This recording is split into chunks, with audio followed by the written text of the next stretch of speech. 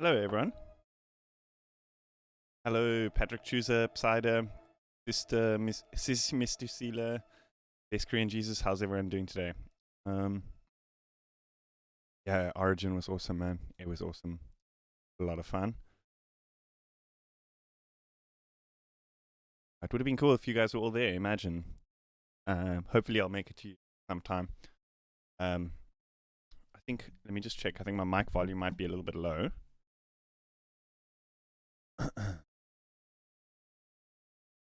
Sort out my volumes.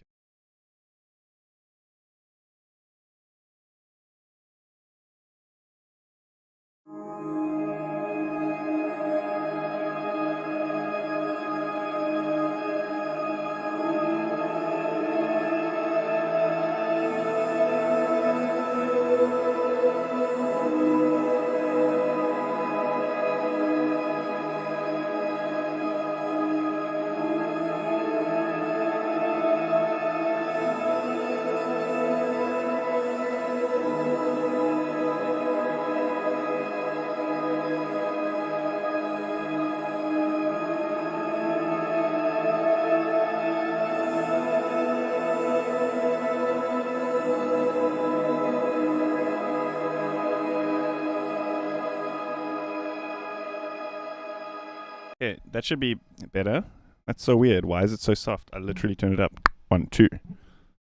Okay, I'll just have to like talk into the thing. This literally, I hate this microphone. I need a new one. I wonder. Maybe I should try. No, I don't want to unplug and plug in like during a stream.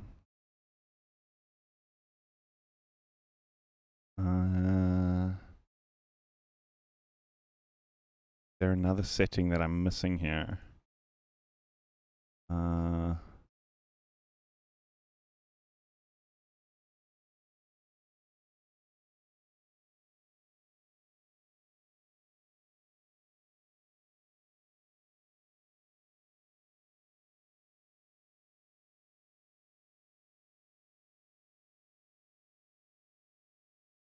So strange. Like the level is up 1 2 1 2, but like I can see it's like low 1 2 in OBS, and I'm changing. Okay, now it's changing 1 2 1 2. I was like changing the slider and nothing was happening. Okay, there we go. There we go. So today I want to discuss a couple of things about making Psy-Trance bass but with phase plant, because there's a couple of interesting things that you can do, like more advanced things, but also just like more basic concepts that I think could be helpful. You know, I've obviously done so many Psy-Trance bass tutorials, but actually looking back at it now, I think they're getting a little bit dated. So I mean, maybe I'll do more tutorials, or maybe I'll just talk about this kind of thing like more like actively when I'm doing it on stream. You know, I think I just kind of like breeze over a lot of these things because I've done them in tutorials before. But now I kind of actually want to talk about a lot of the kind of important things that I do when creating basses. So I think the first thing, let's find a suitable kick drum.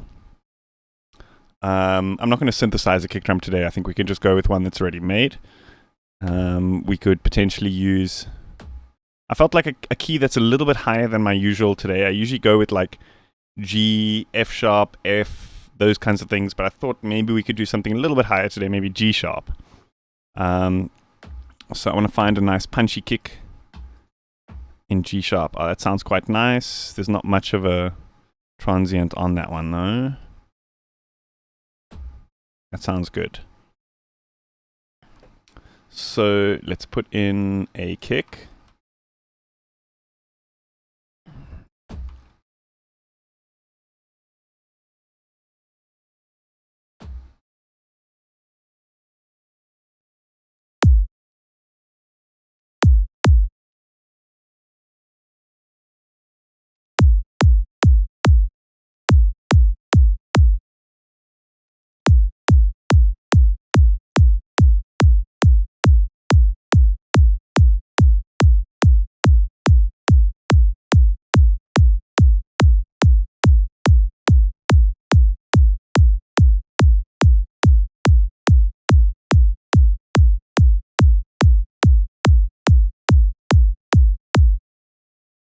So what I usually do when I'm starting with the track is I just make sure like I get my levels of my kick and my bass to a kind of standardized point that I usually work with.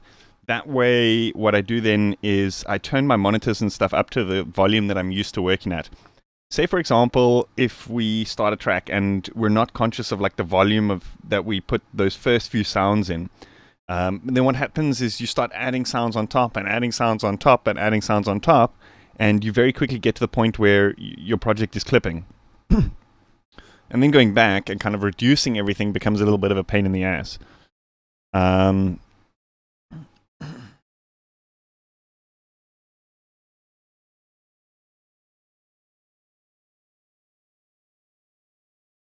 When the notes change, the phase difference between kick and bass changes with it. Do you guys sample every note? Or, well, I guess there's various ways of dealing with it. Often when basses change in melodic bass lines, it's not that first note that changes anyway. It's the second or the third in the progression. But you don't have to sample every note if you just know how to get your synthesizer to play the same note every time. Often there's little tweaks that you have to do to different plugins to kind of get them to be more stable. You know, sometimes the note won't play the same every single time. But phase is not going to make or break the bass. It's just if you're not able to like hear the subs properly, being aware of what the phase looks like, of what that sub looks like, then if you can't hear it, being able to see it is the next best option. But going blind with you know, no good monitoring system and no good visual feedback system, you may as well just be kind of like putting a blindfold on and trying to paint a portrait. Do you know what I mean?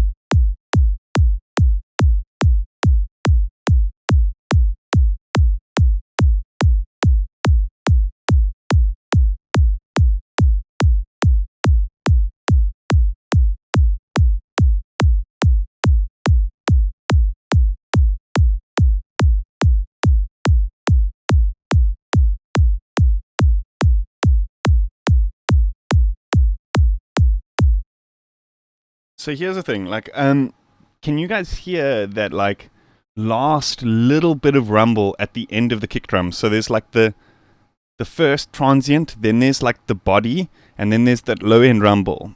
Can you hear that? That's the question. If you can't hear it, then it's good to use scopes and stuff to check out what's happening with the fundamental of your track.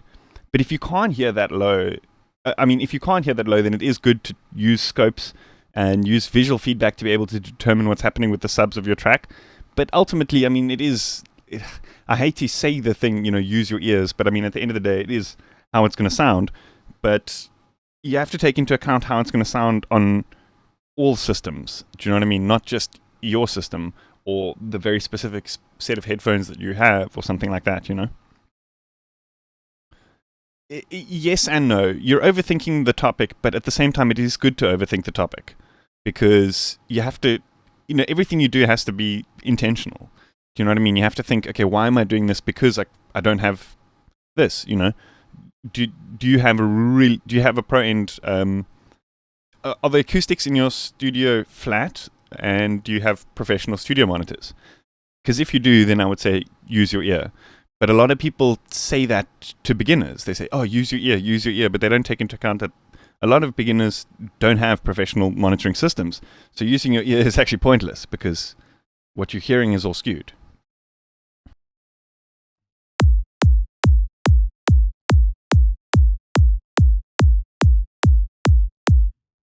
So like I said, okay, back to the point. You're hearing that like low end rumble. If you're not, then being able to like look at an oscilloscope and tell, okay, maybe this kick has too much tail on it. You know, knowing what a good kick's length is and all that kind of thing is going to help. But now I'm lucky in the fact that I kind of trust my acoustics. I trust my audio and my studio monitors. So I heard that there was too much tail in the kick straight away. So I can just come and reduce it a little bit on the envelope here, or envelope.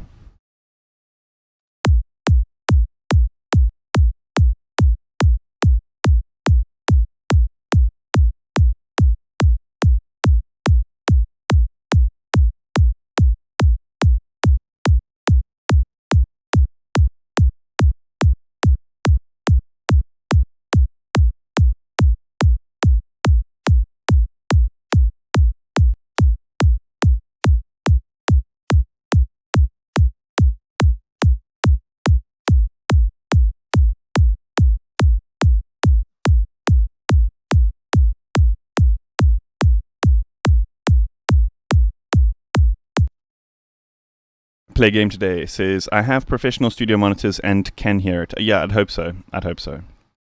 Even the thing is, though, like some, for example, like 5 and 6 inch monitors won't be reproducing that low end fundamental, but having something, well, they won't be reproducing it at a flat frequency response.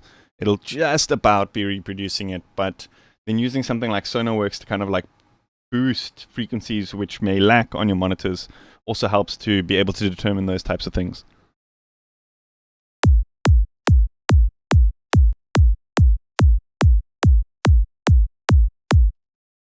Okay, anyway, kick is sounding good. Let's look at the bass. So what I want to just first do is just draw in like a single note.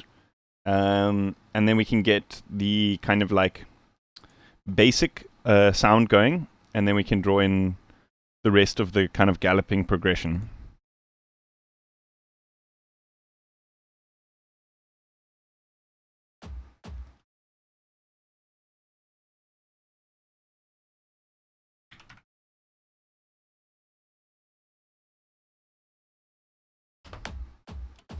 So one thing that's different about Faceplant, I think it's kind of cool, is that it starts with almost a kind of blank canvas, where most plugins you open up, you can instantly get a sound out of it. And I think that kind of like creatively kind of like paves the way for a particular way of sound designing, you know. I often find when I use Serum, Vital, Hive, those types of kind of synths which have decent sounding init patches,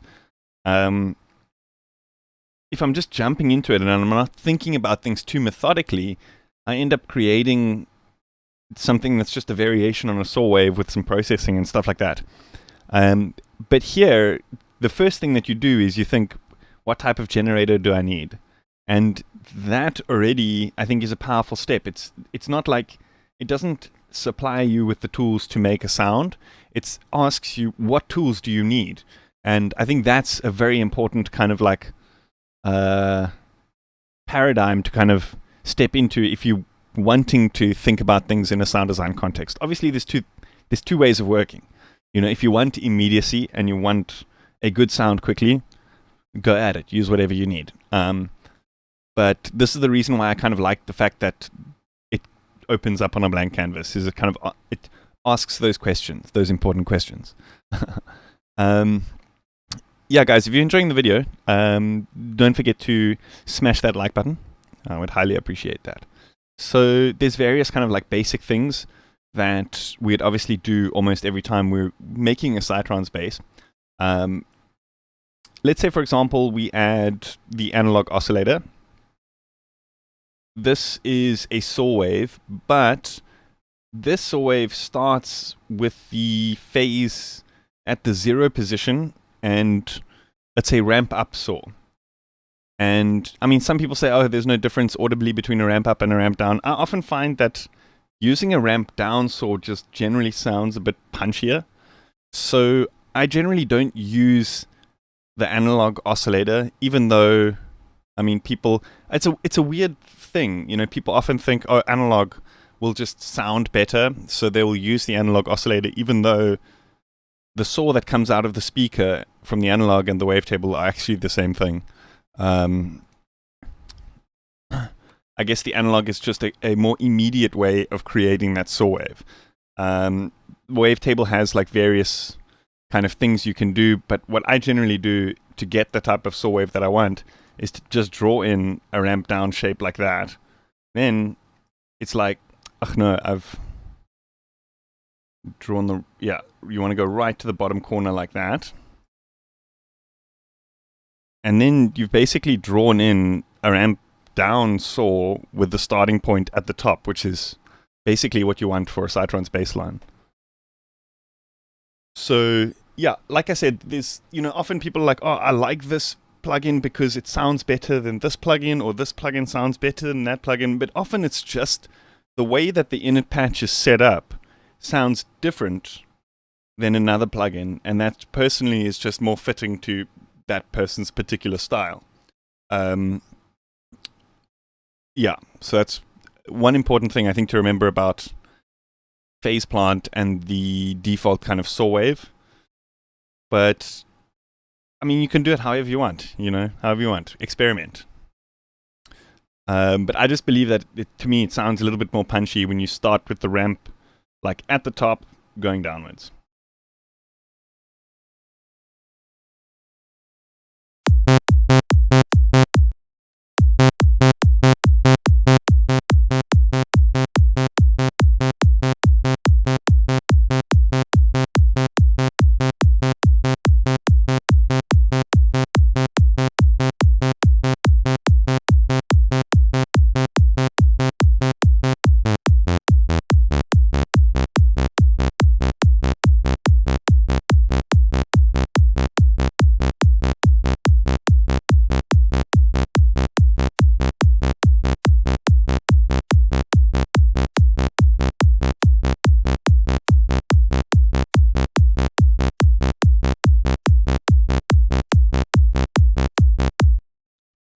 Okay, so traditionally we would use a filter with an envelope on the cutoff of the filter to create the kind of pluck sound of the bass line.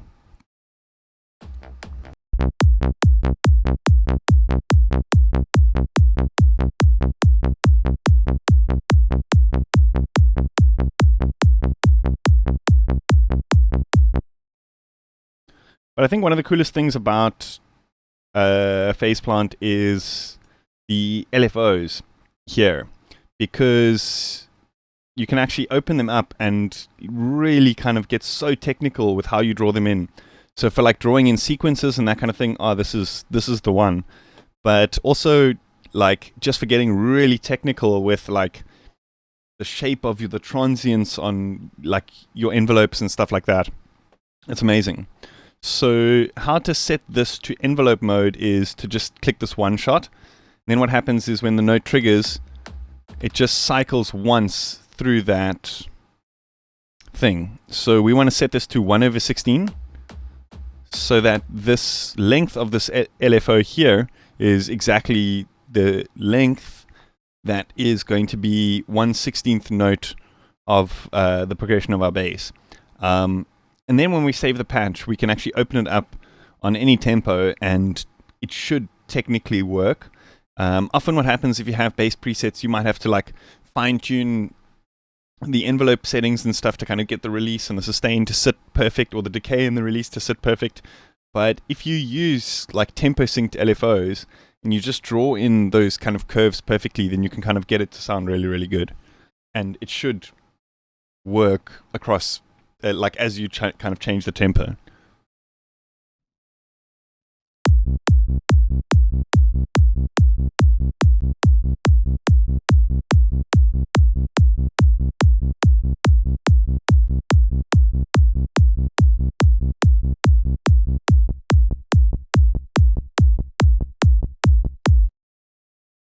Okay, so I'm just going to presume you all know about what unipolar and bipolar means. So here, what's happening is the modulation is going, if you can imagine this line in the center of this LFO here, the modulation goes up and then down below the line like this. That line basically represents the center point of where this cutoff is actually sitting. So now this is in bipolar mode, and that means that it goes up and then below the point of the cutoff, which we don't want. We actually want it to be in unipolar mode, and you'll see it like the GUI actually adjusts to represent that. which is another important thing about, designing these sounds and stuff with phase plant, is it becomes much quicker once you can just quickly see on the actual LFO whether it's unipolar or bipolar, not having to jump to like the modulation matrix and that kind of thing. So it's very immediate, which I think is really cool.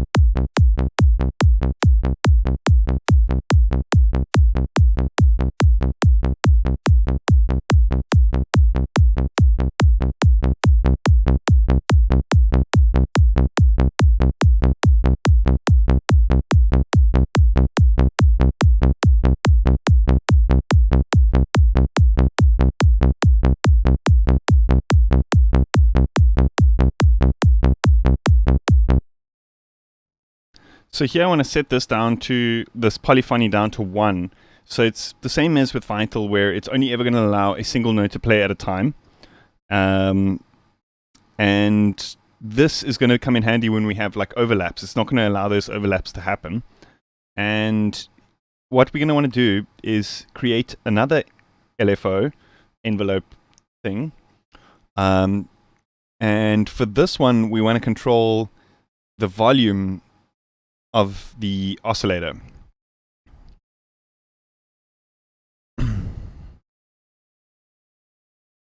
So this is also important because if we have, so like traditionally before timed LFOs and tempo synced envelopes and stuff were like a standardized thing, then getting the release time of your bass line compared to like the length of your MIDI notes was a very big pain in the ass. There were like calculations and stuff you could do to get it perfect, but it just took time that was unnecessary. And now you could potentially use an envelope to kind of just reduce the volume of the sound right before the end of that 16th, so that there isn't that overlap, if you know what I mean. So what we can do is just turn the volume of this down to 0 and then use the envelope to modulate it back up by 50%. And then we can draw in our own custom envelope shape, something like, can even do like this. So we've got like some decay, some sustain here, and then it's going to turn down right at the end.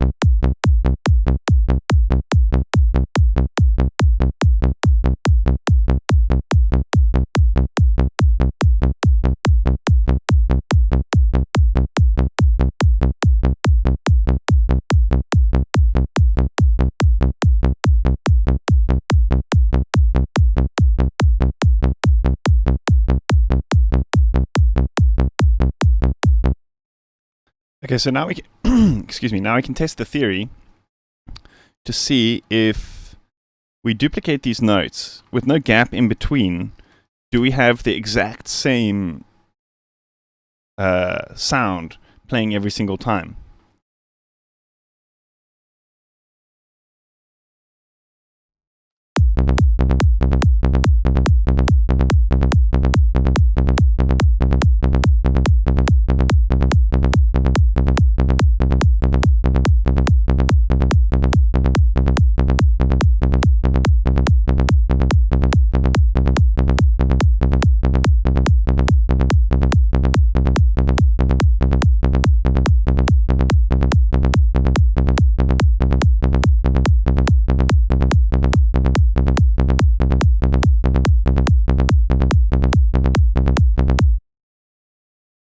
Yes, sir. Those look identical to me. So that's looking good. I want to just remove that so we can create the third one for the gallop.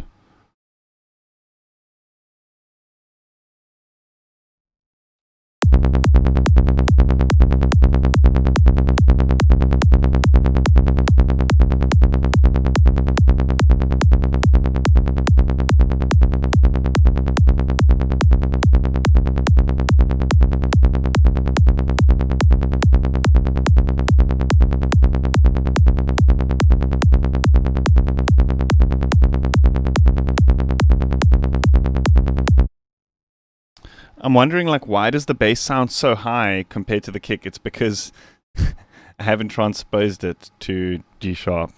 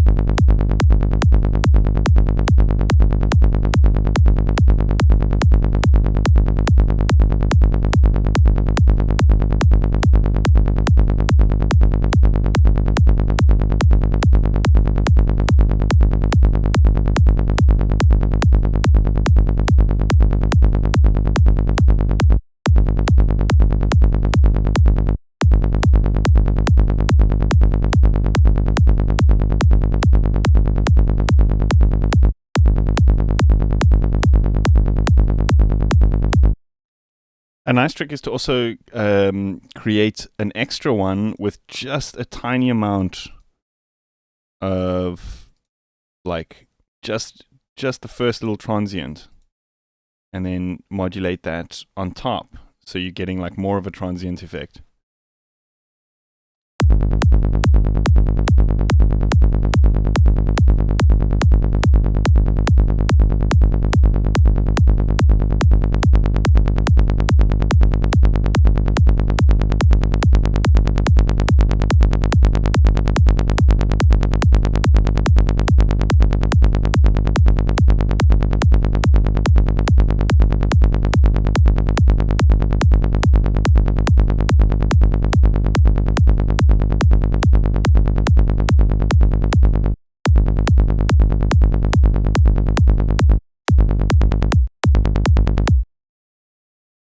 Okay, so foresight mistake. The phase on phase plants kind of readout. Let me actually turn this up here so we can see. This is not the actual point at which it's reading the cycle. It's here in the middle. So did you hear when I turned that down to 180? The phase is now moved here. You see, it was here at the beginning. Now it's moved here into the middle, and so we're actually hearing that click. And hearing that click at the beginning of the cycle before the filter kind of turns down is what's going to make or break your Psy-Trance baseline. I was wondering where's my transient? I'm not getting that transient. And it's because the starting point of the saw waves cycle was at the wrong point. And it's because I kind of just like, it was a bit of an oversight. Just because of the way that the GUI is, I thought this was the starting point, but it's actually here. So now you can hear, that's where the transient is.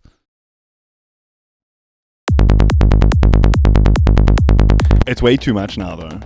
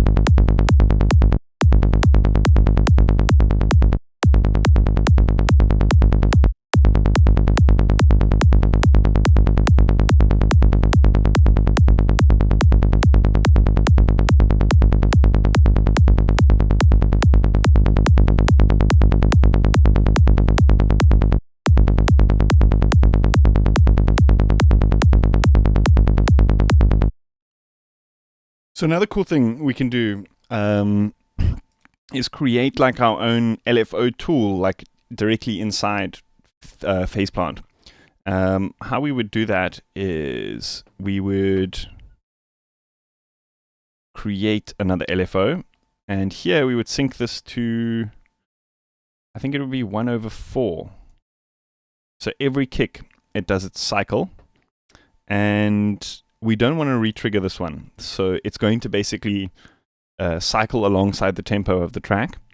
And here we can draw in, you know, like a regular kind of thing that we would with our LFO tool. So it would be like, go like this, like this, and then, yeah.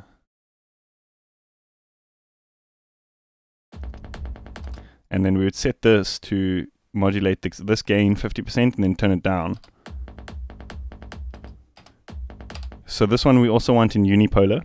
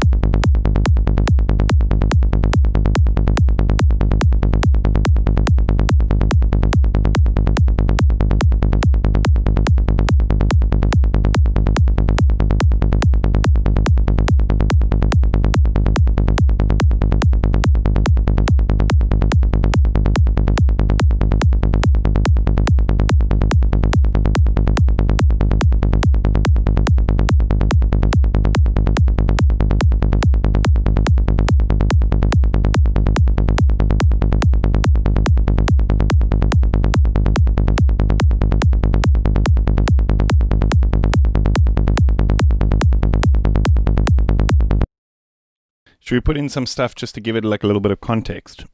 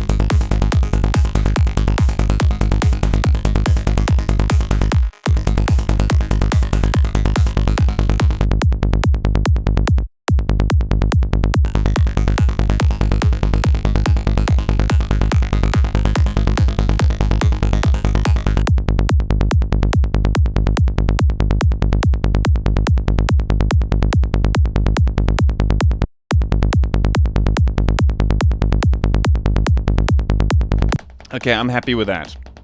I'm happy with that. This is another nice thing about, such a small underrated thing about Faceplant is the undo feature. The amount of times I use that because it's like to go backwards and forwards and A/B something before actually changing it is very, very, very, very, very valuable. It is very valuable. Another kind of like really cool thing is multipass and the ability to just load it up inside Faceplant. So we could go ahead and create our own like kind of, I'm sure you guys know Waves Trance X, like all the bass tutorials except for mine say use Waves Trance X, but you can just recreate a similar thing using multipass. You can actually do more bands if you want, and you can kind of transient shape each band as you want. I generally don't transient shape the bottom bands, to be honest. And I actually generally don't do frequency split this way on my basses anymore. There's actually another technique I want to show you guys a little bit later. But this is cool for, say, for example, you just want to add more punch to the mid-range. You could just use this to add like a little bit of attack to the mid-range, or to take out like some of the that part of it, or take out some of the sustain, etc. So it's pretty cool to add more transient to the top end and that kind of thing.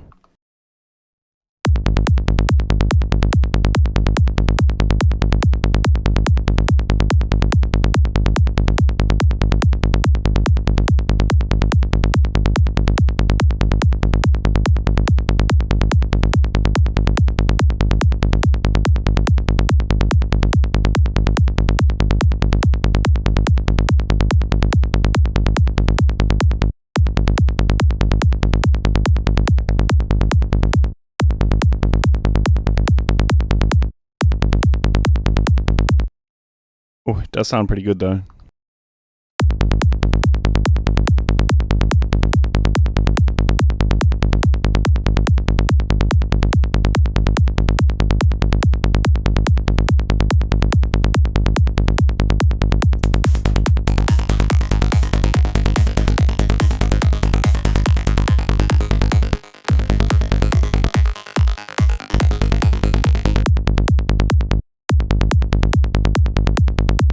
I think it's a bit much.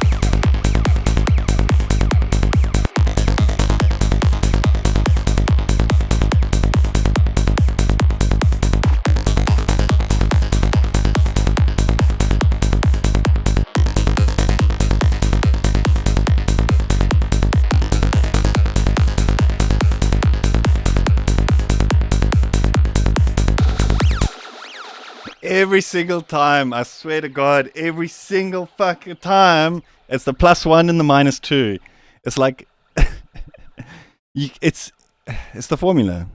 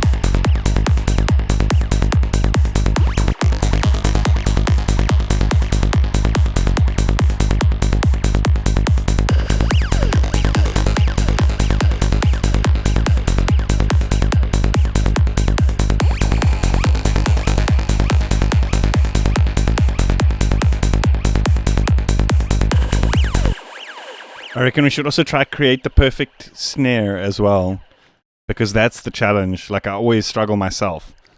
So I think we should also try create the perfect snare. I'm going to put in a placeholder for now.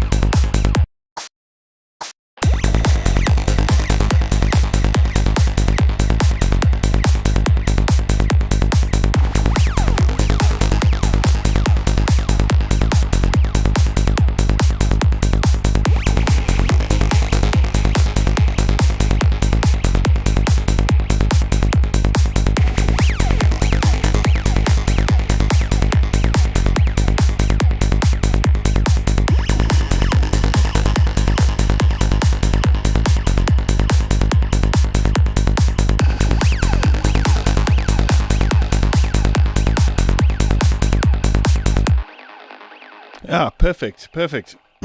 Frequency spectrum is nice and full, and we're still quite minimal, so that gives us a lot of space. Do you know what I mean? I find often people just layer things in just for the sake of having more layers, but it doesn't really do anything musically for the track. In fact, it kind of smears the ideas that are already there. So trying to keep things minimal, but also full sound. So maximal, but minimal, if that makes sense. That snare sounds tight. Wow. Thank you, man. Thank you. That's a huge compliment. What was I going to do? So...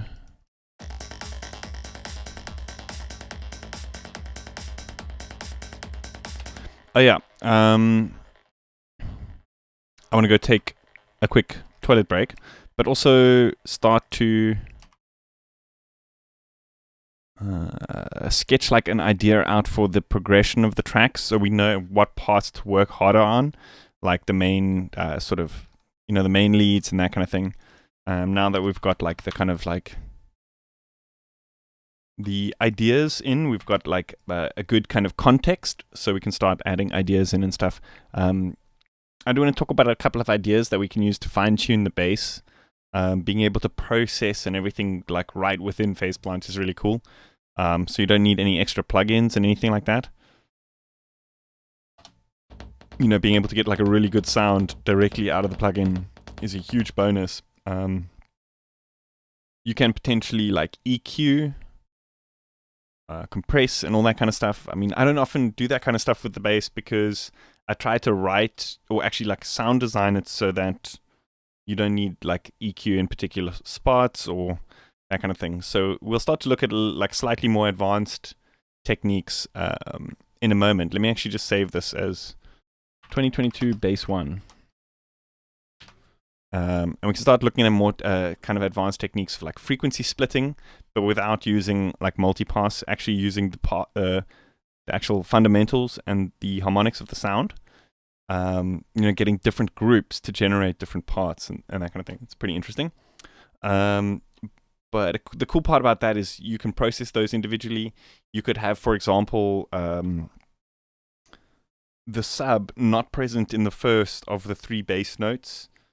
And that kind of thing, which is, more of an advanced technique, I guess, but it also depends what kind of thing you're doing. It's not necessary in this case because the way that the bass fitted in with the kick, it was like the phase of the kick drum was like completely opposite there, so that low tone is actually cancelling out. So it's not necessary with this, but you can do that type of thing, which is pretty cool. Anyway, I'm going to be right back. I'm going to leave this on loop for you guys. I actually have an atmosphere here as well, but I'm not going to tell you guys how I made it.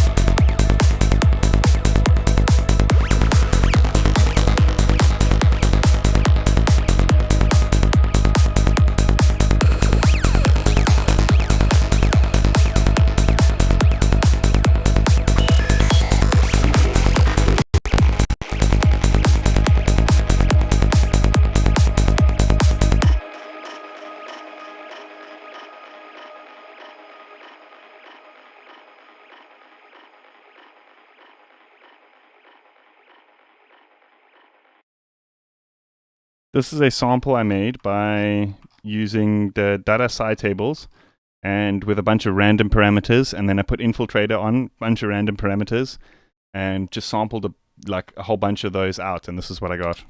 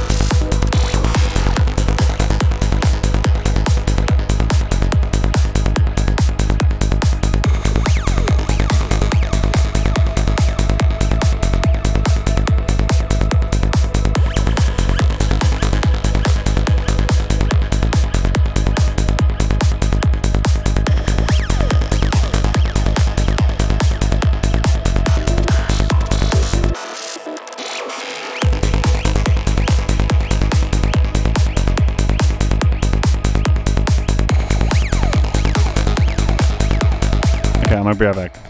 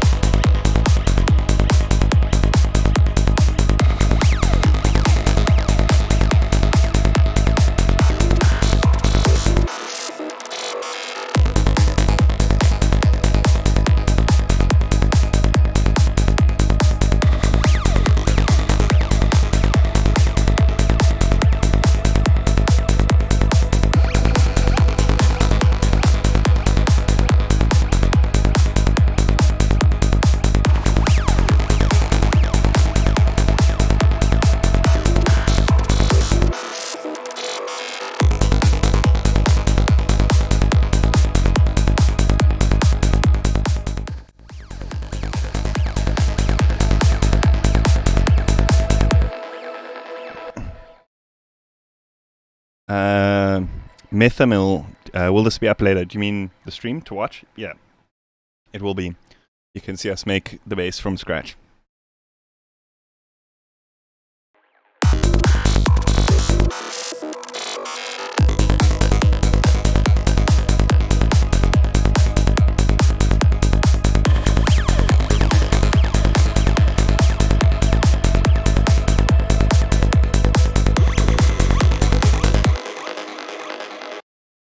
So in my head, I'm like kind of hearing where these kind of like grid sounds should be. I guess this is more of a intuitive process, you know, from like listening to lots of Psy-Trance.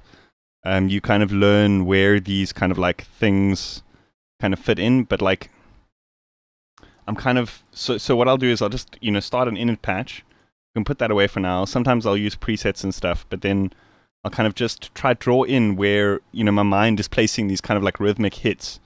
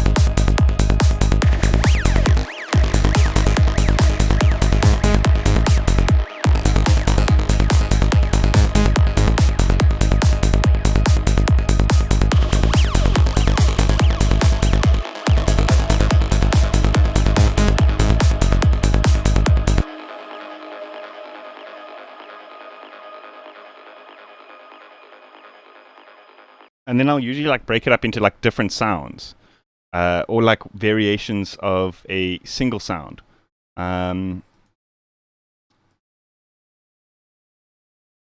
Here, maybe I'll just go through a couple of presets just to speed up the process of stuff that I've already got. Because in my mind, I'm thinking like I want this kind of like grindy FM sound, but like the only way I can describe it is like with the actual preset itself. Like something like that.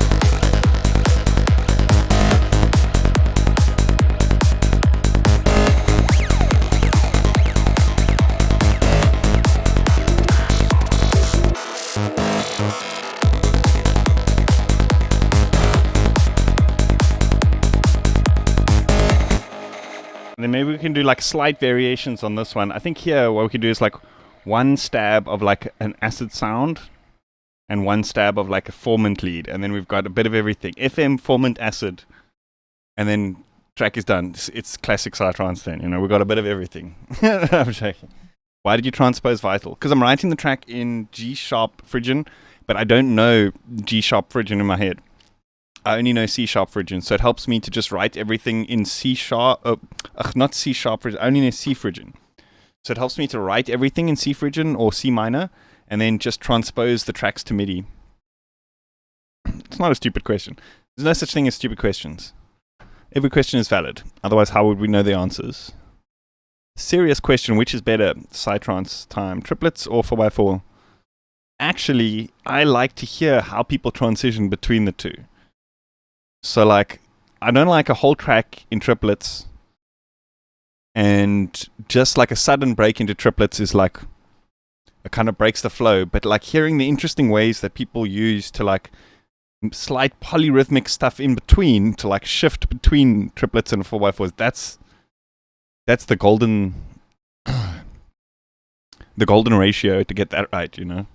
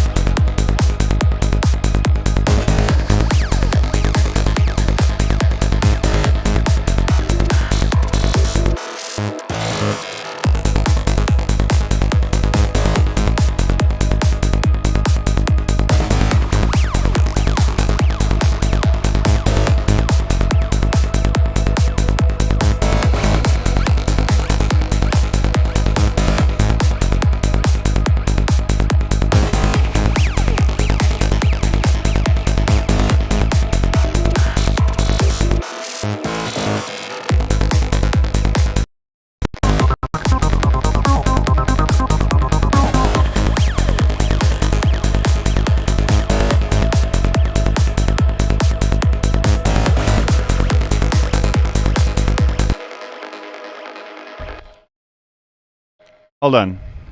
What is the analog VST synth? I'm confused. Have you ever played around with the DAW Bitwig? Yes, actually a lot.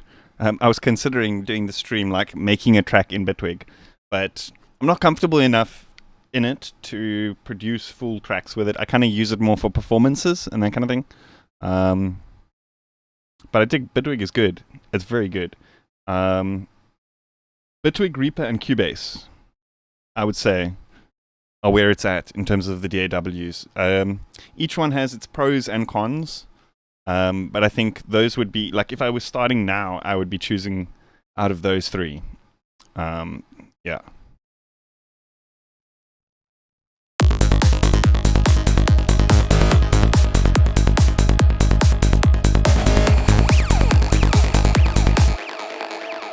I'll answer the question for you. There's no such thing as an analog VST. You get analog style VST, because like analog means no computer, like no computer chips involved. I think you mean the grid. So it's like a modular VST. I think a lot of people get the terms modular and analog mixed up. But they're not mutually specific, or whatever the term is. A lot of the modular stuff actually is digital, like the actual modular stuff. Like in my modular rack, a lot of that stuff is actually digital. But a lot of people use the term analog when they mean hardware. But in software, it's confusing because I think for example, when plugins say that they're analog, it just means that they have like phase retrigger on random, and that's about it. But some things, for example, like for Scion, they have like the way that the filters are modeled sound very analog. Like the resonance is full, it kind of gives it a very distinctive like sound that's not just a whistly kind of noise, you know. But it's still just codes, ones and zeros, you know.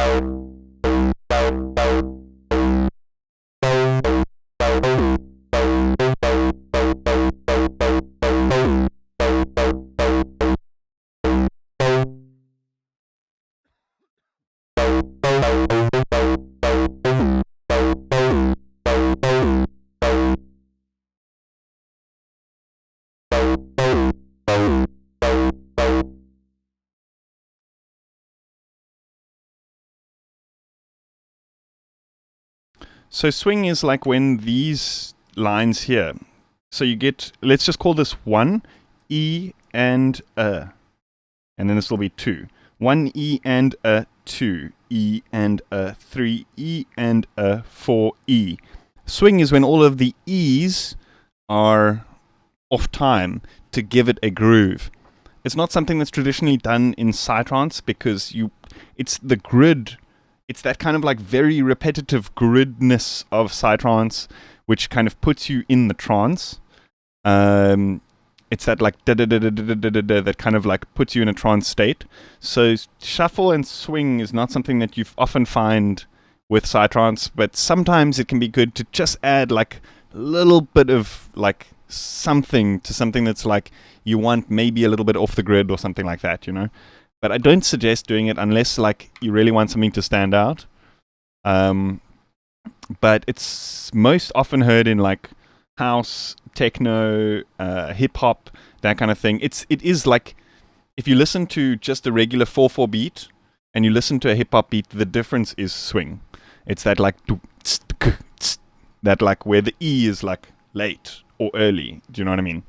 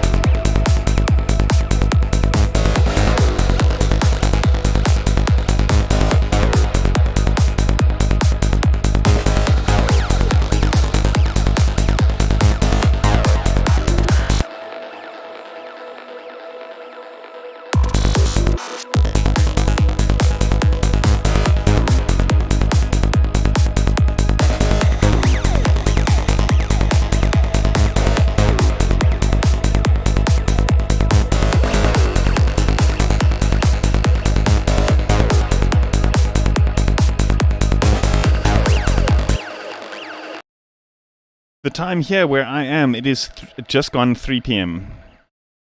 3 p.m. We're technically the same time zone as Sweden, but I think in Sweden you guys do the daylight savings thing. We don't do it here. We don't need to. Weird flex.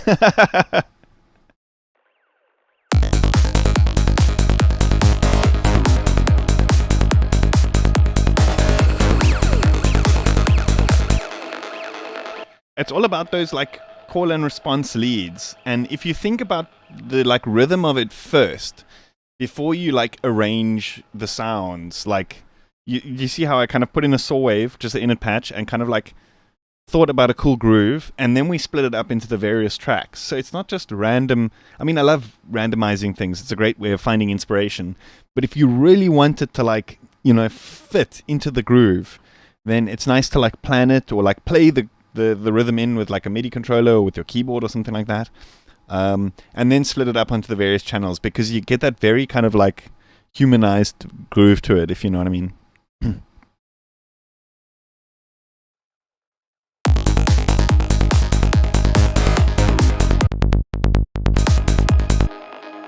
Okay, let's look at some interesting techniques for the bass line. Now, if we want to like change up things a little bit.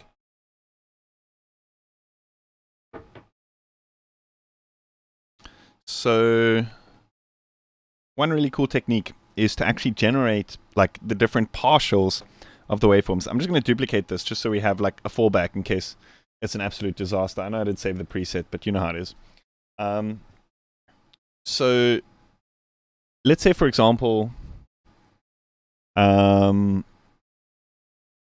you guys know about like harmonics? Like if you play a saw wave, it's made up of actually like a bunch of sine waves in different octaves and fifths and stuff.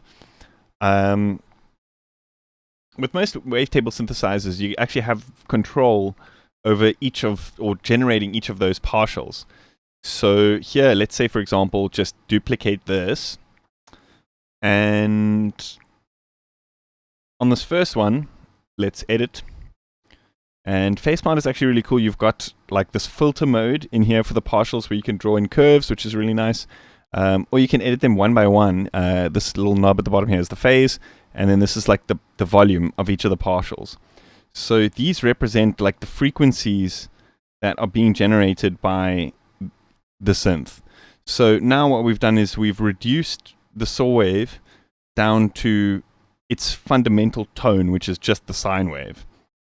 And now with this one, what we want to do is jump in here and do the inverse. So we just want to remove the fundamental, and then we press done. So now what we've done is we've actually created a frequency split where we have the sub on one oscillator and everything else on another oscillator, but there's no phase. Every time you use an EQ, you're suffering a bit of phase differences, and doing the frequency split this way, there's no phase differences. Or there's like absolutely no phase distortion happening. So now what we can do is we can actually process these individually. So in Faceplant you have 3 lanes. Lane 1, lane 2, and lane 3, obviously.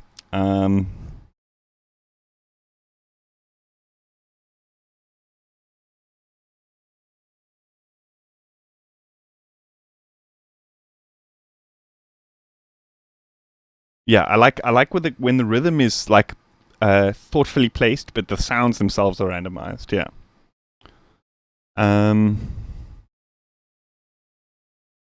So we could potentially do this one step further and have the sub, the like lower mid-range punch, which is like, I believe, the next 5 partials or so, and then the top end, and we can split those even more into like even more like lanes, and not only control the envelopes of each of those individually, but we could, for example, process them, like put transient shaper on just the tops and the mids, but none of the phase thing happening because of frequency splitting.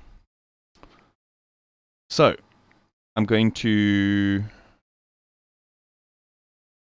remove this multipass here. And then we want to set these to master out like this. So each of the lanes is now sending to the output. We want to duplicate this filter onto all of the lanes. It should keep all the modulation intact. Cool. And so here we want the sub to come through on lane 1. We want, this is going to be our lower mid-range punch. We can set this to come through on on lane 2. Yeah, we can actually name these. Let's just call this sub. Let's call this low punch. And then we can make one called transient. So let's duplicate this one. We're holding control. Call this transient. And let's set this to output to lane 3.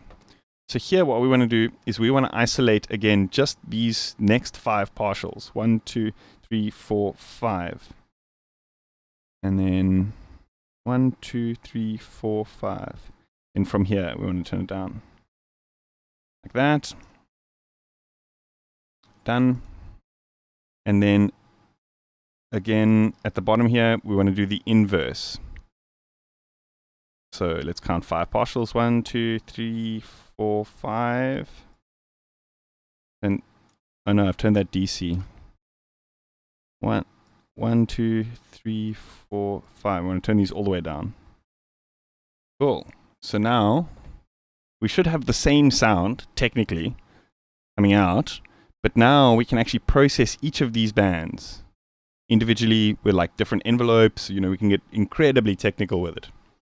I mean, it won't be exactly the same sound because I did remove that multipass with the transient shaper. But here, what we can do is we can actually just put multipass on as an effect if we do still want that extra little bit. Do you know what I mean?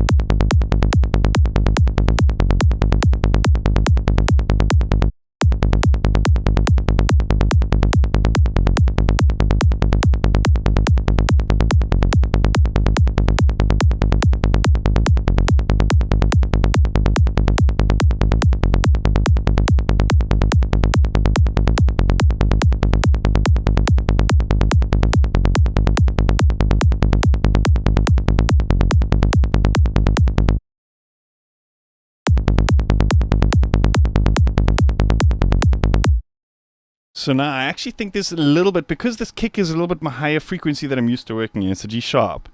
I feel like we don't really need too much of that like lower mid punch in the bass because the kick has got a lot of it in it.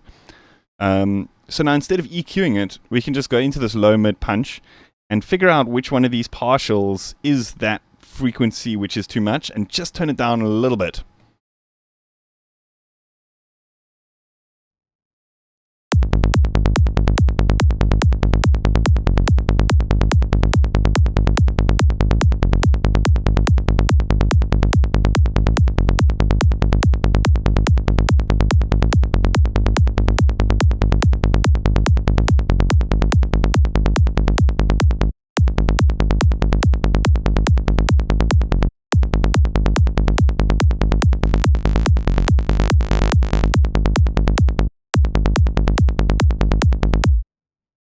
But wait, guys, wait. We're not even. So here's like also the next little magical part is like often we want to use particular types of filters for their tone that they have, like analog style filters.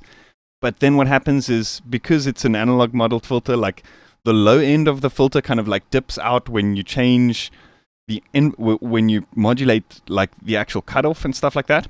So if you've split up these bands, now what we could do is we could potentially swap this filter out for something like a nonlinear filter, but that inaccuracy in the filter sweep is not going to affect the other frequency bands, so that sub is still going to be very big and very present.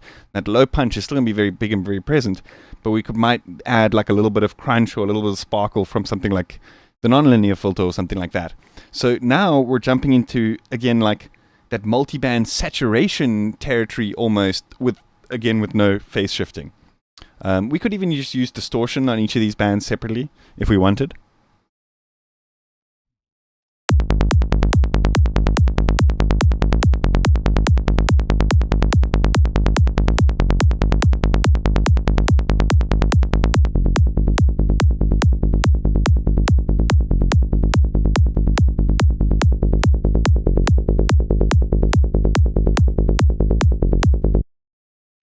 So now I want to turn this filter off, but I want to apply these LFOs to this cutoff of this filter. This one by 61. We don't even have to do it the same amount. We can get experimental with it.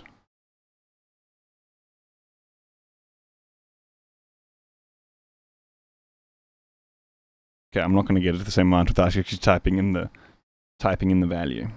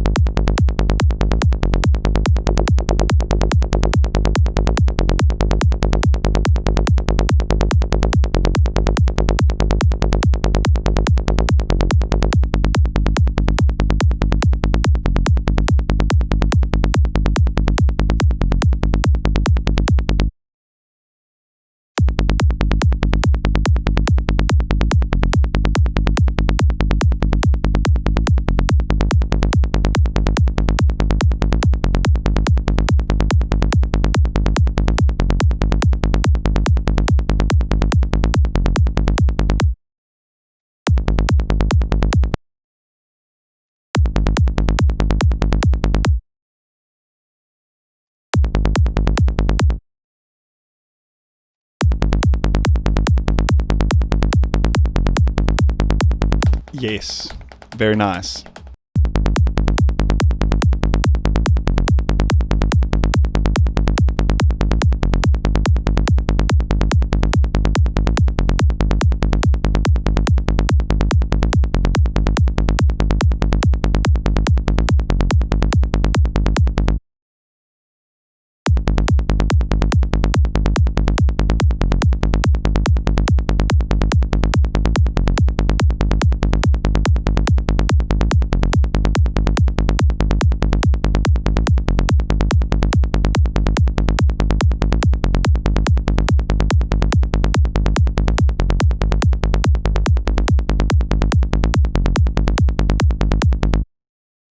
Another trick, if you just want like the coloration from something like nonlinear filter, and you've done this frequency split thing, you could use like a notch, but in a band that's not present, and it technically shouldn't do anything to the phase and stuff. And then you could just play around with some of these modes to kind of get some of that like distortion type of sound going. Let's just play around with this, or we could just use an actual distortion. Just like the mid-range, maybe mix it a little bit.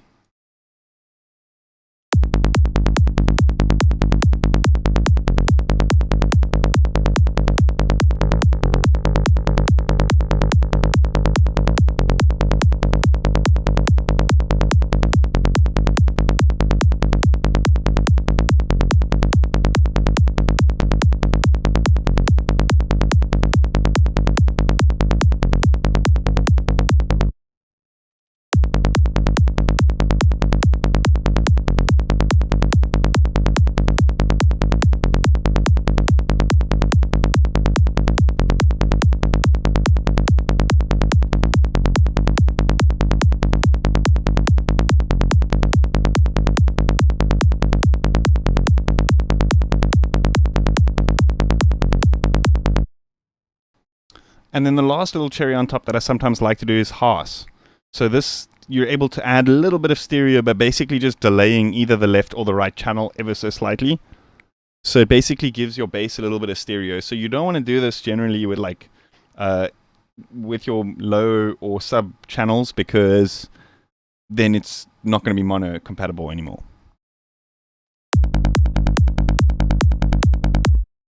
But sometimes what happens here is, this is another cool trick about this, is you can load Snap Heap and Multipass inside this plugin, and these are like the actual plugin hosts. So you could create more stacks of plugins inside stacks of plugins, and it's absolutely insane. So here what I want to do is actually create a parallel lane where Haas is on the one side, but then we've actually got the mono compatible lane as well, and then just gain them down slightly. So I believe when we're doing this, we want like -3.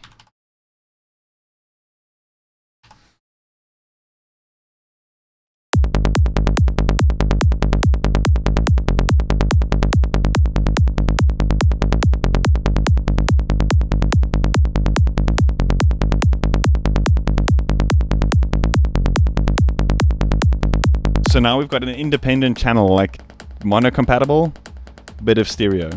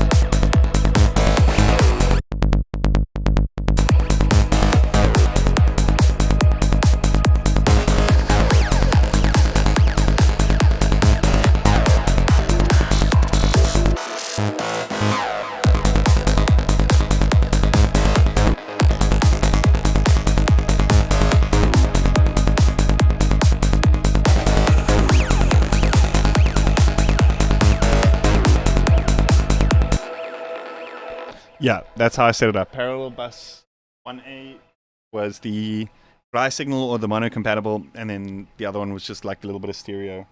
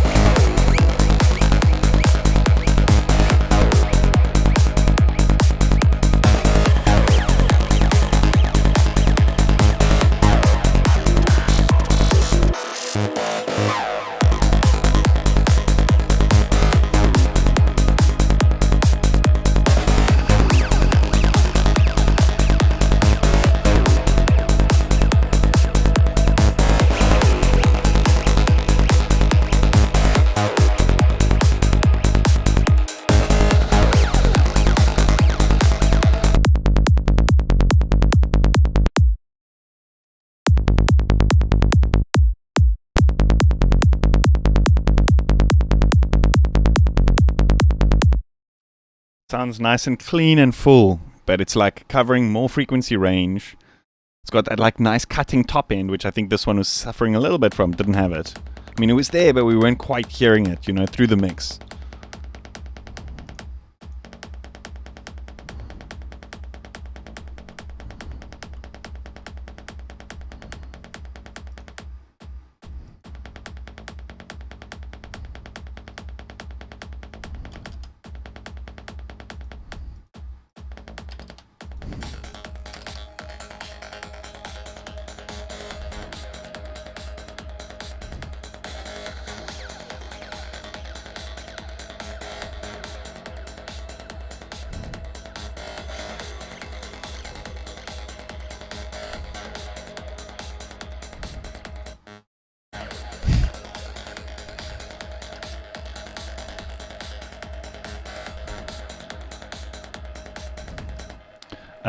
What sound did we say we were going to put here? A formant, yeah.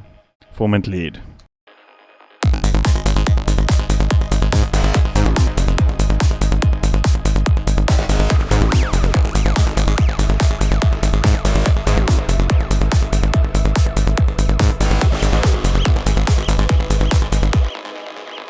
Or maybe here we just keep it simple. We just do like a zap sound, some kind of sound effecty thing. And then we go into a part which is like a main lead, which is more of a formant. I think that could be more a better idea, because this part I think is sounding like, I mean, there's nothing really more that we have to add to this to kind of tell the story of this part. It's sounding nice and full. So we could maybe make like part B.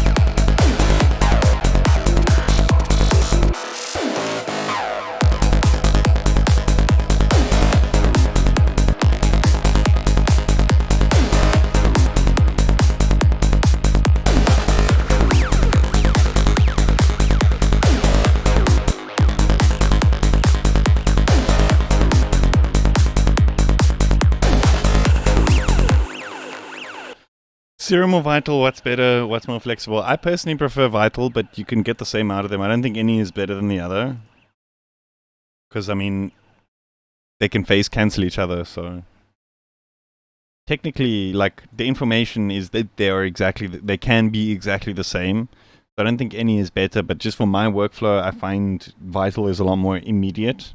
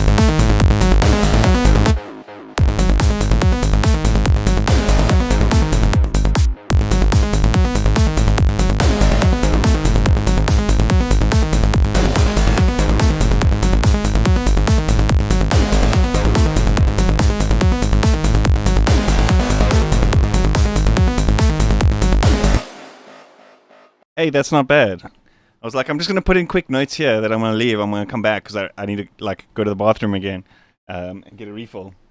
So I'm just going to put in some quick notes so I know what I'm doing when I get back.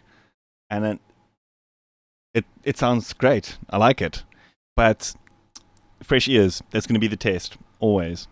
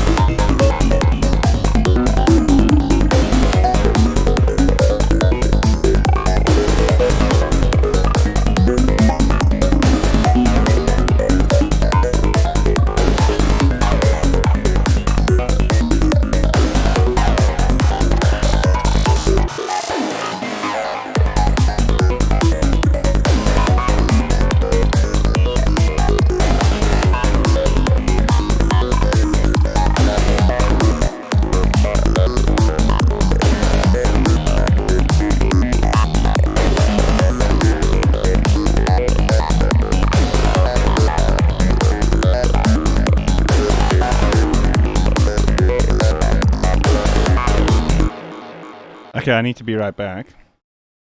Let me loop this.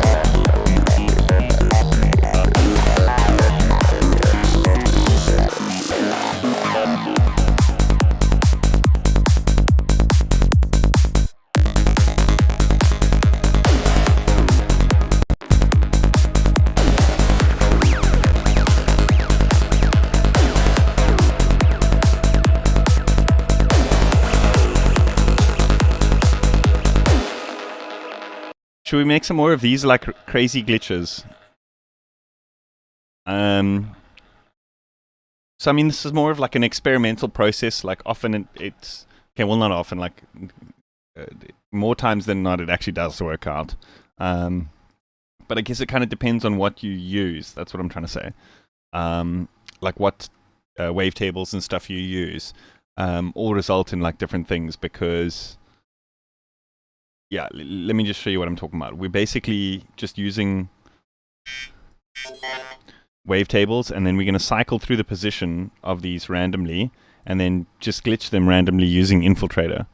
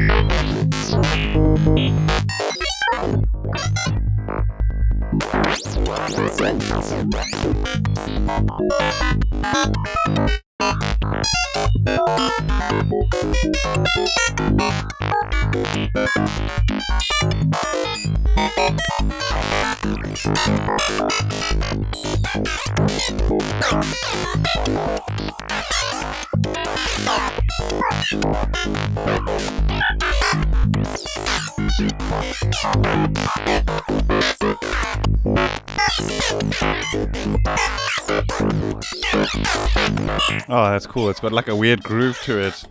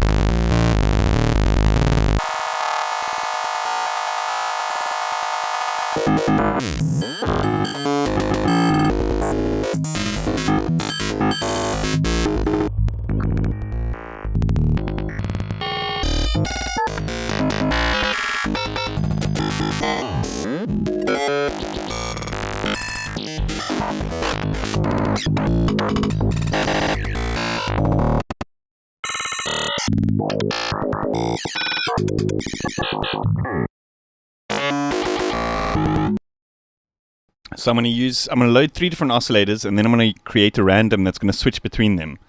That's the trick. And then we bounce out a large part, and then we've got a very big glitchy cherry pie.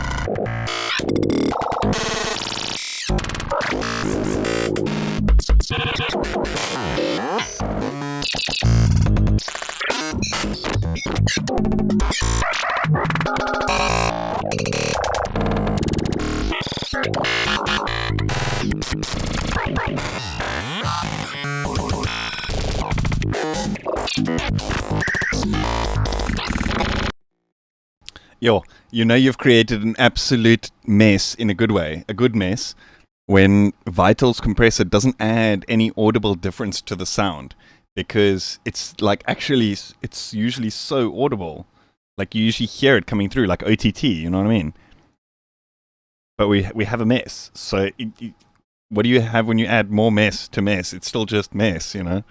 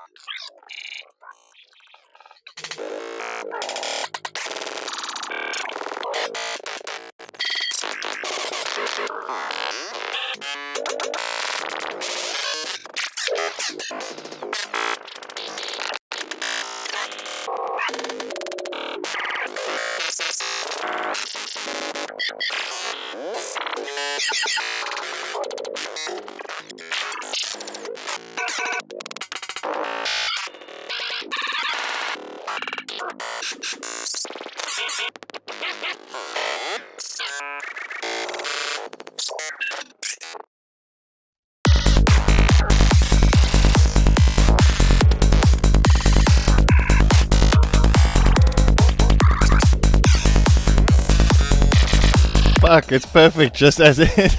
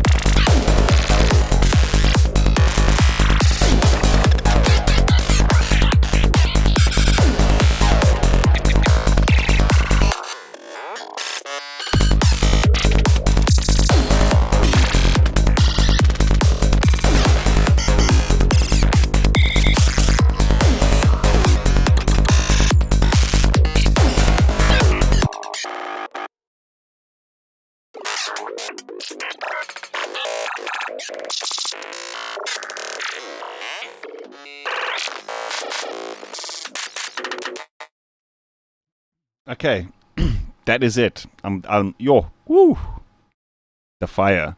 I'm gonna export that as into my Cherry Pie folder because I'm gonna want to use that later. But we can use. I'll show you a little trick. Once we've kind of just randomized it and cut it up all crazy like this.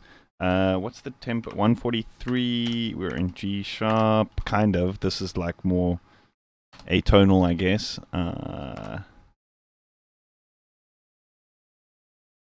Glitchy thing. I made one already, so this is number 2. So then we, like, once we've bounced it out like this, we load it into a sampler and chop up, further chop it onto the grid, and then we can kind of create more of a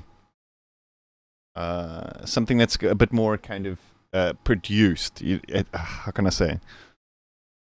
It's more planned. It's not as random, but using the random sounds. Yeah, so it should be in this glitchy loops folder.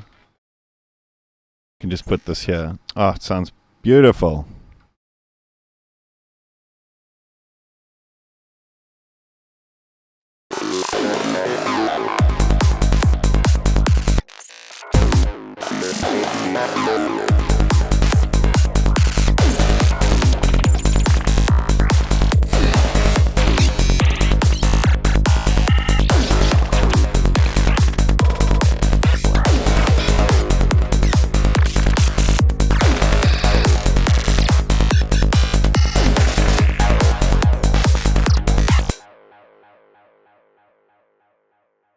So now we can use Cubase's sampler and then just drop that on there and then go slice to the grid. Let's punch in the actual tempo here. Just 143. I think these are 1/8 grids. And then let's move this all the way down here so that we've got more of the actual audio file to play with.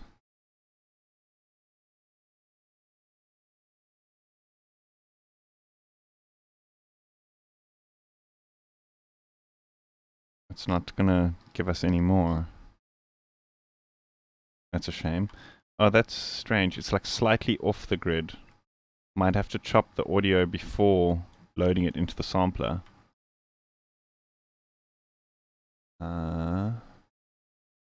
Yeah, let me check this out quickly. What's happening here?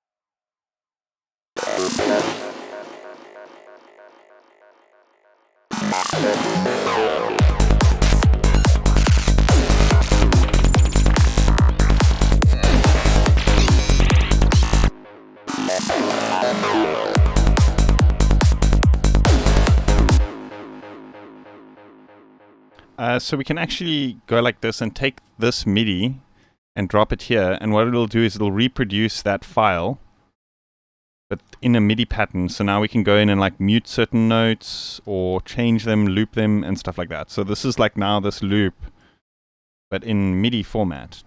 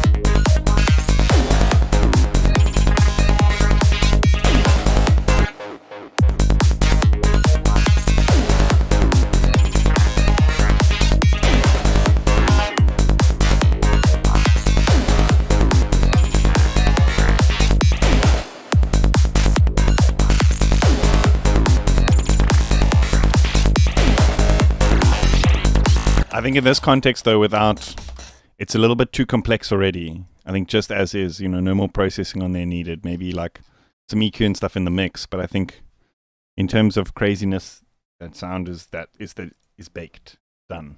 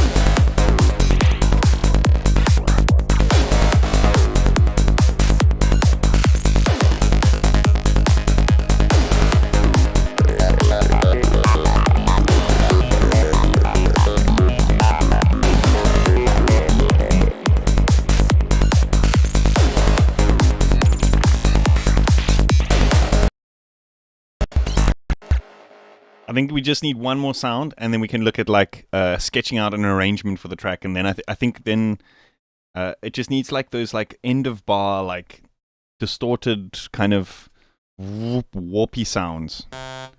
Not that. Maybe we can do an FM though. That could be cool. Let's maybe go with let's create our own interesting shape. Let's go like this. Let's create pitch shift like that. And then let's resynthesize preset to wavetable.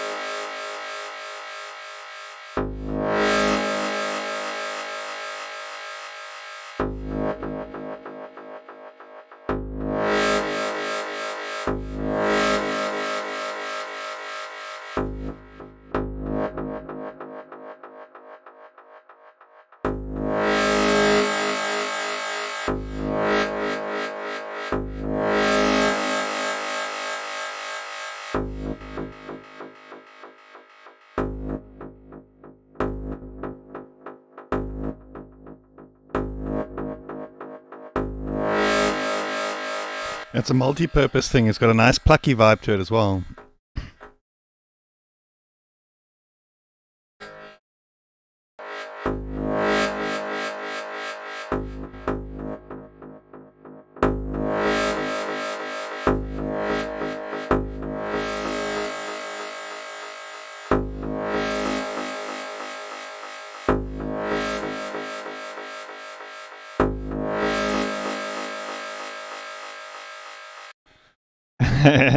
It's not a bass either. It's an FM. Clickbaited. No, I'm joking. We did the faceplant bass stuff earlier.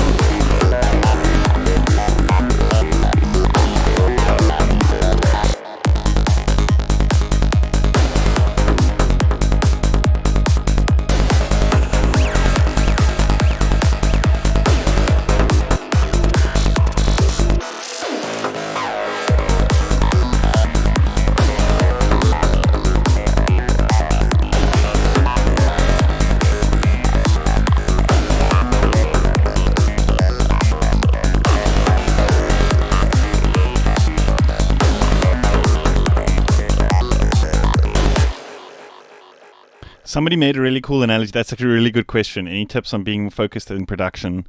I always do other stuff when I get frustrated. Somebody made a really good analogy to me, and they said, think about it like, obviously like a business, but like, think about it like you're a boss and you have to pay yourself in hours as an employee, and you only have a specific amount of hours and you only have a budget. So the hours that you put in have to work.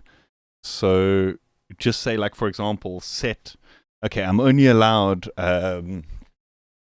2 hours or 3 hours of production in a week, and don't allow yourself to actually sit in your production chair, and don't like turn on that mindset until you actually have that like shift, you know what I mean, or until you've like budgeted that like time. I think that's super powerful, because that means that like the time that you put in, you're actually going to sit and you're going to make it work, you know. Also, like, set more like miniature goals for yourself. Like, for example, when I start a session, I'm like, okay, now I'm going to make a bass line, then I'm going to sketch some main leads, then I'm going to do the arrangement, and then I'm going to do the mix, etc., etc., etc. And if you have these kind of things that you know that you need to do, things become a little bit more easier. So write a list of things that you have to do, and then when you get into the studio, start doing them. I find the moment you like sit down and start relaxing, and maybe check out like some YouTube videos, like the fact that you're watching me is probably like, I don't want to say like tune out, because then I lose the viewer, but at the same time, like, if you have to, then rather go focus on what you need to focus on, because the amount that you will learn by trying and failing is much more quantifiable than the time that you put in watching my videos and stuff like that. Yeah, you will get little tips and tricks that might make your learning process quicker, but actually just diving in there and trying things and that kind of thing is going to be much more productive. Do you know what I mean?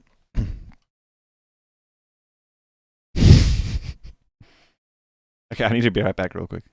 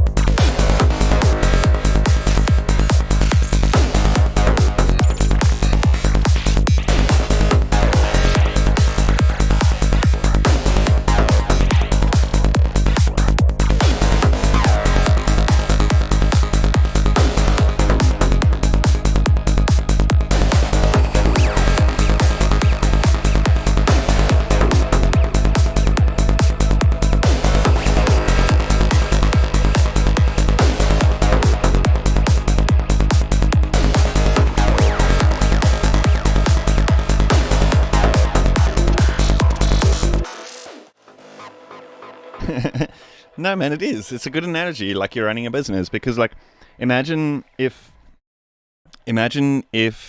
you were a boss of a company and a client has now hired you to make a Psy-Trance track, and you're paying an engineer, obviously yourself, to create this Psy-Trance track. You're paying him by the hour. This is a hypothetical situation, obviously. And he's sitting on Facebook and he's watching YouTube videos and that kind of thing. You're not going to hire him again. So if you think about it like that, would you hire yourself in a business situation? And it's okay, then those hours become more productive when you make that switch. Do you know what I mean?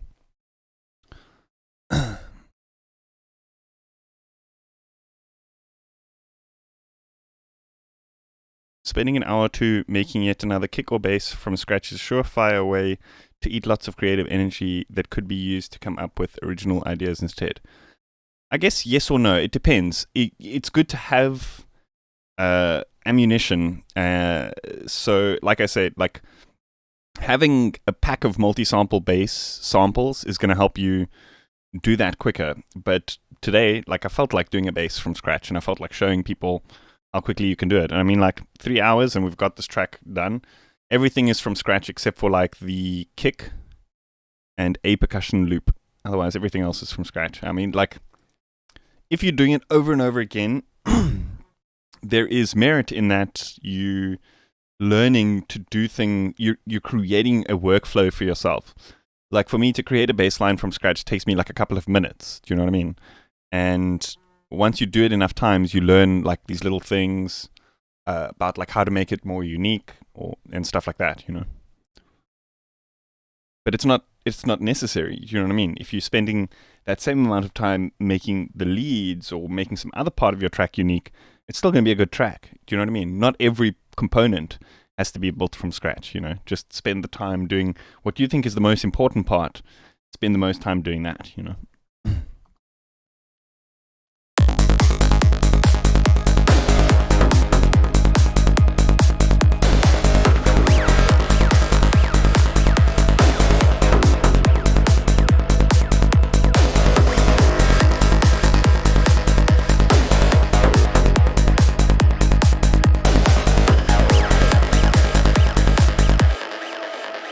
But taking breaks is also a good thing. Do you know what I mean? As long as you're spending that time being productive, you know what I mean? I over Christmas I did take a month and a week or month and 2 weeks break from the YouTube thing. I did a couple of streams and that kind of thing, but I didn't really post new videos. I spent most of my time not actually making new tracks, just kind of here and there when I felt like it, just working on mixing older tracks and stuff, finishing those up. But I spend most of the time just doing other creative stuff like painting and drawing and all sorts of stuff like that.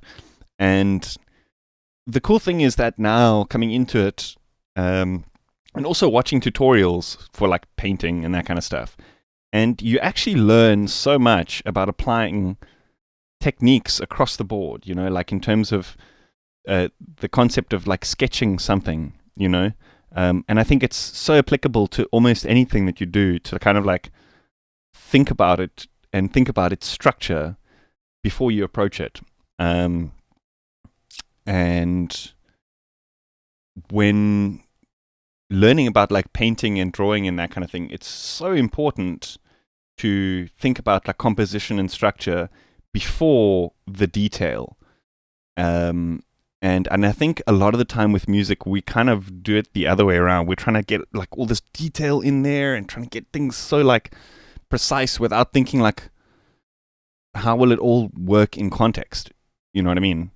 And there's no point in having the best, most overproduced bass line in the world if there's nothing leading up to that, so that when it comes in, it hits with a bang. Do you know what I mean? It's all about the composition of the overall thing, but at the same time, it's balance as well. If you spend all the time worrying about creating the entire composition or the entire track, or if you spend all the time sketching your ideas, then you'll have no time left for the details. So I think just thinking of the overall idea of all these processes and how helpful they can be and how much time to spend on each one is the most important thing. And spending time out and away from the kind of everyday workflow that we apply is a very easy way of being able to spot these things kind of objectively. Because, often we have these things that we do over and over again, okay, open vital, put a form and filter, same thing over and over again. But when we kind of step back from it, we kind of think like, oh, I have an idea. Oh, I have an idea. Oh, I have an idea. Rather than just applying the same thing over and over again, you kind of like, very interesting comparison. Absolutely, man. I think with anything creative, there's so many comparisons, or almost anything, like even with the business thing that I said. But yeah, it's, thank you, Psydo.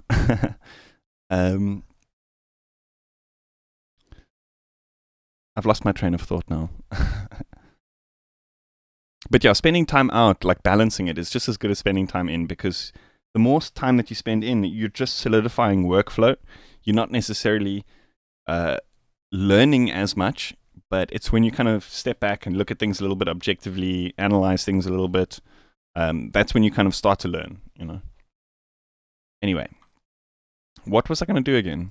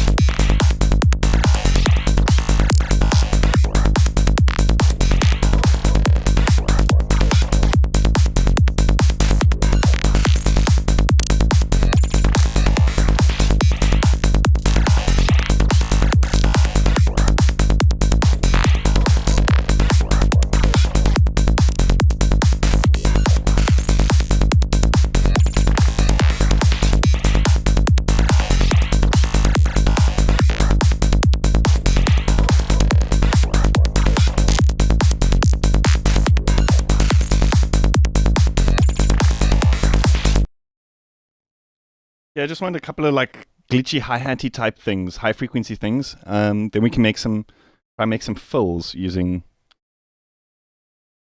Playbeat.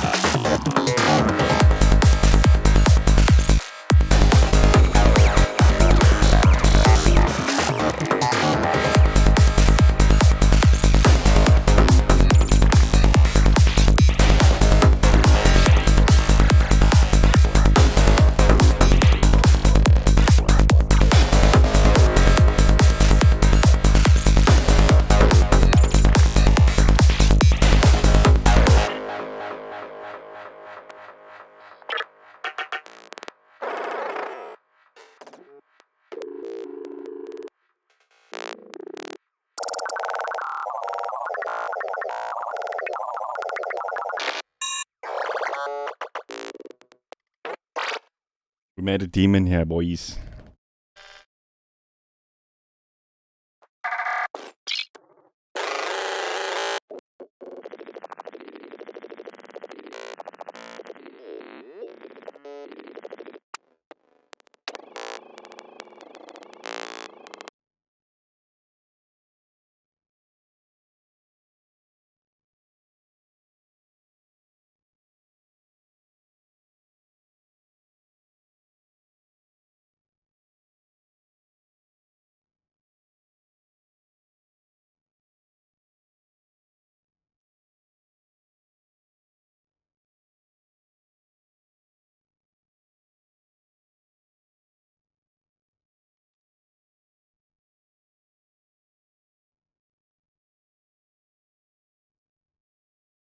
You know what I think might work here for like the contrast is like just simple sine tone with like with a random pitch.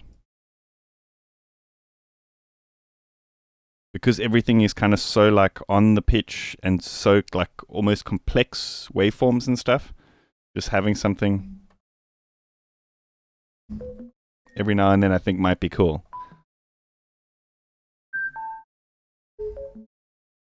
Or is that too much? Should we transpose it maybe?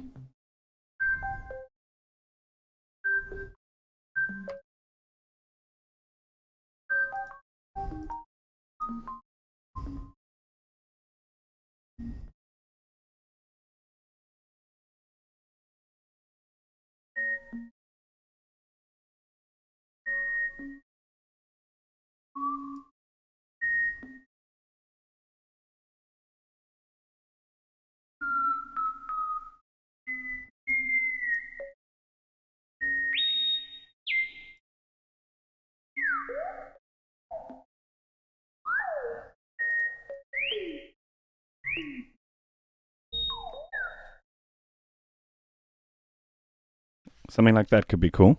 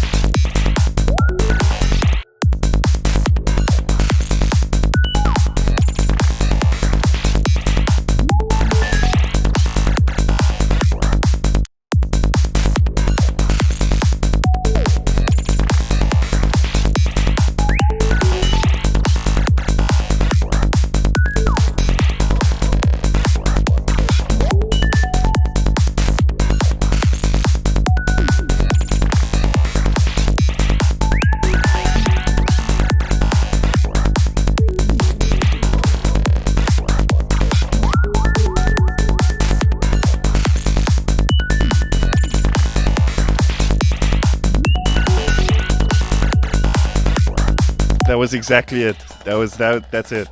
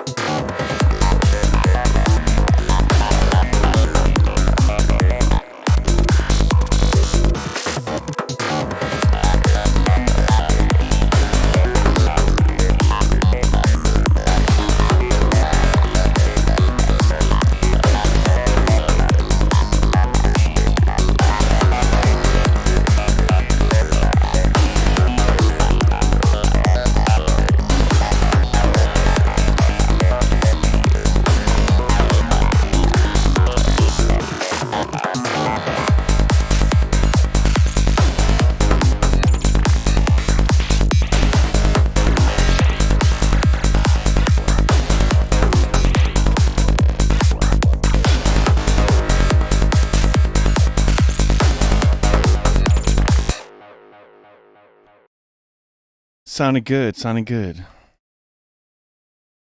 Did you talk with other DJs at the festival about music production? Yes. Did you learn something new, like a new trend, or maybe? I try like when I'm out of the studio, I try not to talk too much about music production because I guess like my mind is just so occupied by it all the time. But I mean, I don't mind, like, you know, but no, not really. I mean, like, I was just focusing on like listening to the music, I guess, and like comparing it. You know, there's a couple of things like I heard like one of two of my tracks which I like went to and like try to fix up the mix a little bit after like hearing it on the system. But also, it's plus minus. You've got to like compare it to what the other tracks are, what they sound like, and stuff like that. Because all systems are kind of tuned different, you know. But I was also like focusing on what the different sounds and the different kind of compositions in the music, like how the people react to that kind of thing. That's like my favorite thing to like focus on, like at a festival, is like how people react to the different things in the music. You know what I mean?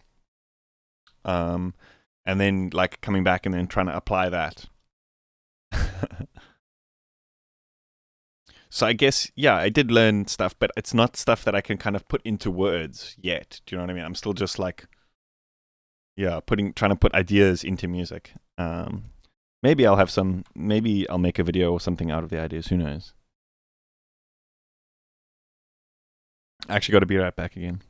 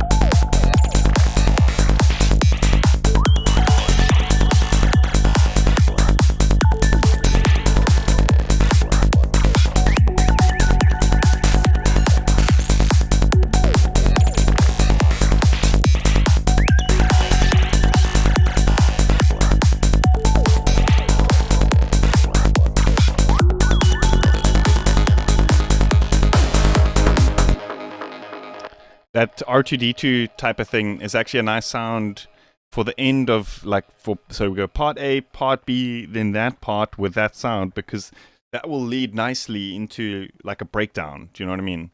It's got that kind of like spacey like vibe. So yeah, this is the kind of like the plus side about thinking or sketching ideas out, throwing ideas at the wall, and then sketching the entire composition and then putting it all together, is that now we know what sounds will work in what place because we've kind of tried it before. We've kind of, you know, I'm not 100% sure about that main lead. We might jump in there. We might play a little bit more with it to get it a little bit more, you know, perfect. But yeah, just the idea of like having this thing to kind of work towards is really, it's good because now we kind of like sketching out the entire idea. Now we know, okay, we just need this part, duplicate this a few times, do this. Job's done, you know?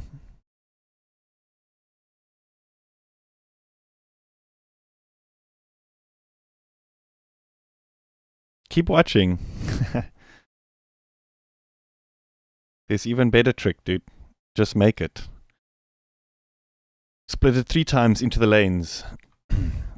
So you can do multi-band processing with no phase distortion. That was the trick. We can break down, big build up.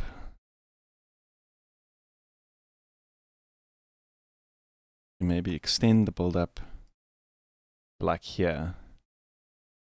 These parts can be like overlapping a little bit.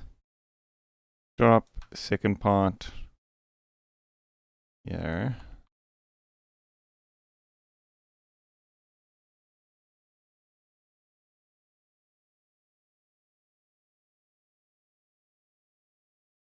Can maybe even extend, because you see here we've got some time. These parts can maybe go twice, like the main parts. I think that could be cool. We could do slight variations on those. Because those are, you know, the main parts.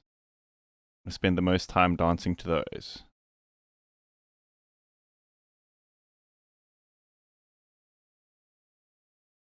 Build up, drop, part B.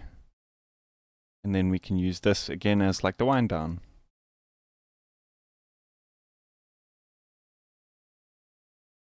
Perfect.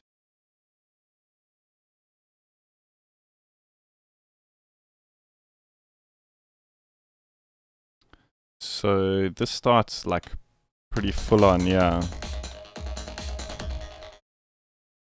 That is like part A.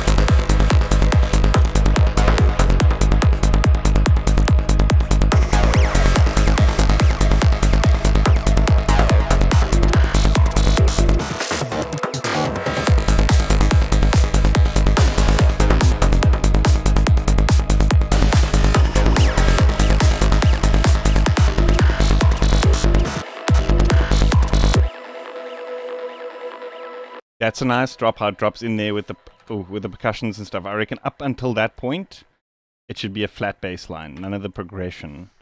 And then at that point with that drum roll and all that, then we should bring in that slight variation there. I think that'll be good. How's it, but?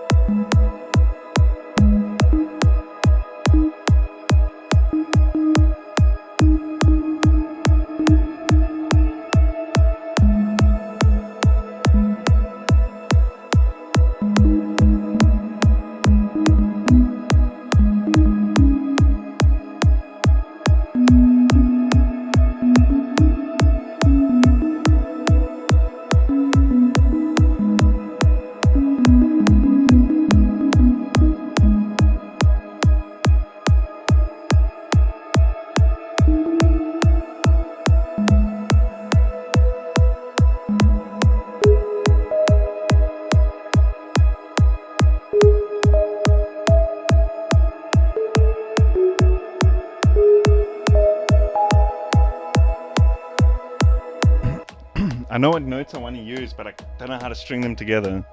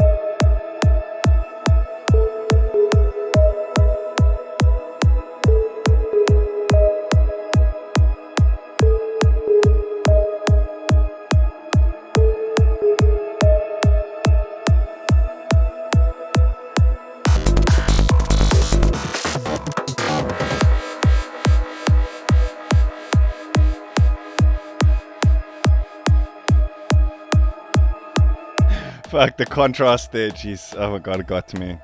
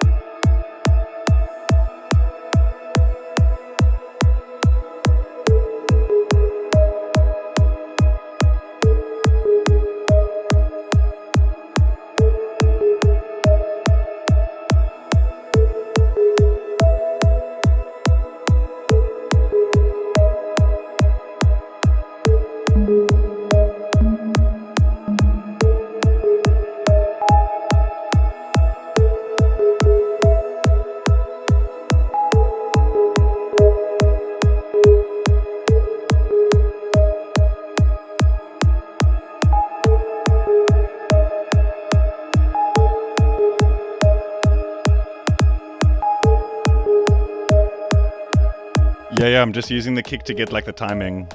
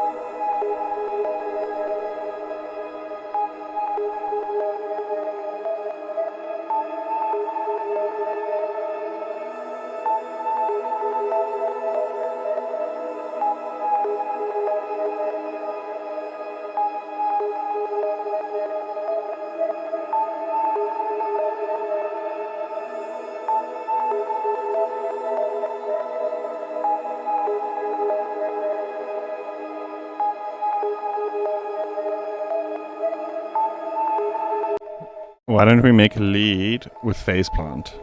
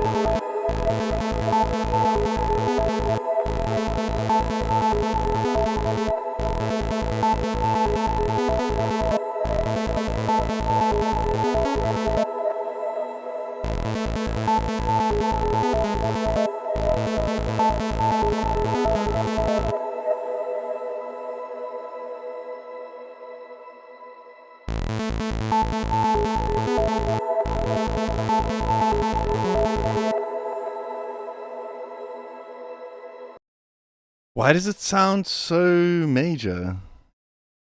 I suppose it's just the notes and the fifths. So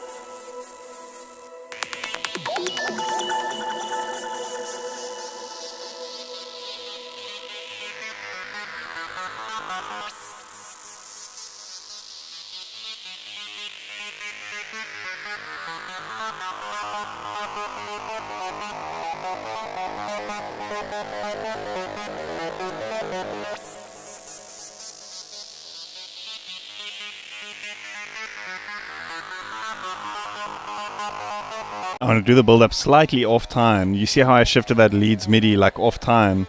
Because that delay kind of like gave it this off time thing. So I think it could be cool to like start the kick slightly off time here and do the build up like that. So when it comes in, it feels like it's a bit early.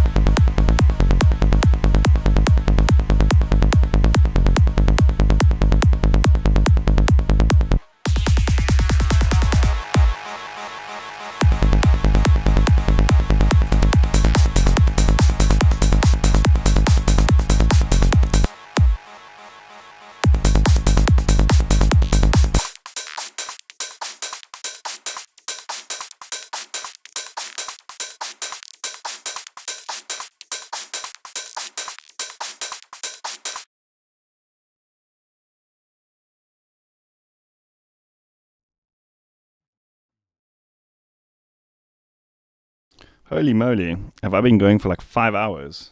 What happened? I think I literally stepped into a wormhole.